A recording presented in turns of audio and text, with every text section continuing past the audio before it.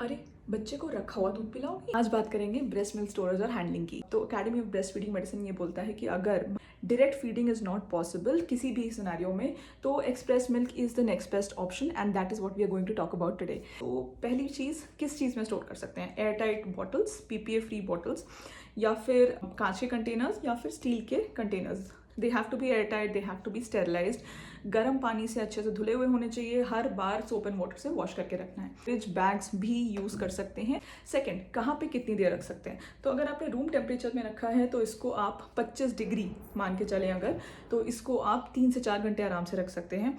अगर आपने इसको फ्रिज में रखा हुआ है तो आराम से 3 दिन तक आराम से रख सकते हैं, provided the fridge is connected to 24/7 electricity, जो कि इंडिया में बहुत ही रेयर है होना। और सेकंड, फ्रिज में गेट पे नहीं रखना है, जहाँ पे आप अंदर की तरफ, जहाँ पे खाना ज़्यादातर रहता है हमारे फ्रिज में, वहाँ पे रखना है। थर्ड, फ्रीज़र में कितने दिन तक रख सकते हैं? तो फ्रीज़र में 6 महीने आराम से ये दूध रह सकता है, provided again the temperature should be -18 degrees. Now again this temperature is very difficult to find in the fridges that we have at home. अब इस सब को एक तरीके से याद कर सकते हैं, तो memorise number 3। So 3 hours outside, 3 days in the fridge and 3 months in the freezer. These are conservative estimates, but this is a comfortable estimate and easy to remember way. अब गर्म करने के 2 तरीके हैं, तो लेबलिंग का खास ध्यान रखना है। तो हर बार जितनी बार आप दूध लेबल कर रहे हैं उसमें अपना नाम, अगर आप हॉस्पिटल भिजवाते हैं तो अपना नाम, डेट और टाइम ऑफ एक्सप्रेशन। अगर 2 बैचेस को मिक्स कर रहे हैं, मान लीजिए आपने सुबह एक बैच पंप किया था और अब दूसरा बैच आप पंप कर रहे हैं, तो मिक्स करने से पहले दोनों को सेम टेम्परेचर पे लाएंगे फ्रिज के अंदर और फिर उसको दोनों को मिक्स करेंगे। तीसरी चीज़, ठंडे दूध को गर्म कैसे करना है?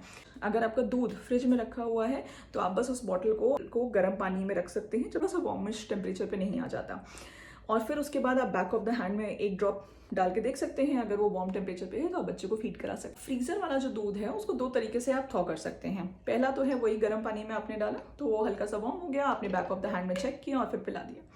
सेकेंड तरीका ये है कि आप उसको रात को ही आप फ्रिज में डाल के छोड़ सकते हैं, तो उससे क्या होगा, वो मेल्ट हो जाएगा और अगले दिन आप उसको यूज़ कर सकते हैं।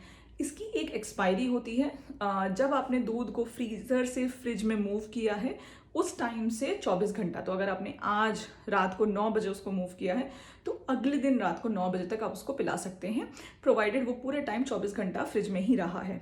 इस दूध को आप वापस फ्रीज़र में नहीं डाल सकते। ऐसा होगा कि आप पिलाना शुरू करेंगे और बच्चा थोड़ा दूध पिएगा और थोड़ा छोड़ देगा, तब उस केस में आप 2 घंटे के अंदर अंदर वो पिला सकते हैं। जैसे ही बच्चा का सलाइवा बॉटल से लगता है या कंटेनर से लगता है, वैसे ही बैक्टीरियल ग्रोथ स्टार्ट हो जाती है, तो you can not use it beyond 2 hours। Pro tip, तो छोटे से छोटे बैचेस में स्टोर करें ताकि वेस्टेज कम से